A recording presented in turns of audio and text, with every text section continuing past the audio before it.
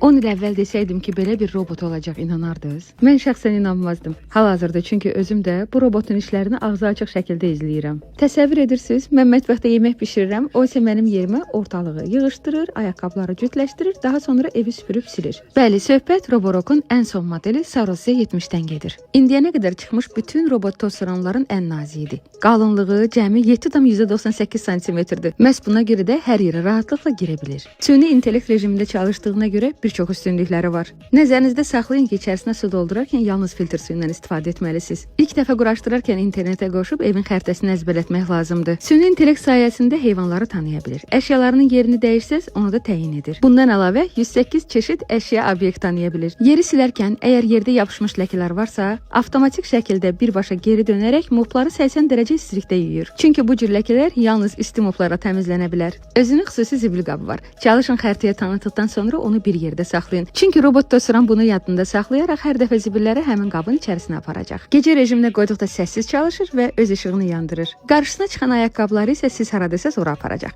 Mən qapının girişinə tənzimləmişəm. İstər manual şəkildə, istər avtomatik, istərsə də Google Alexa ilə idarə edə bilərsiniz. Hər tərəfində kamerası var. Bayırdan da idarə oluna bilir. Hətta normal olaraq fotolar da çəkir. Sizcə bu robot tosteron daha çox hansı evlər üçündür? Və siz olsanız bunun adını nə qoyardınız? Gəlin mənim robot tosteronuma maraqlı bir ad seçək.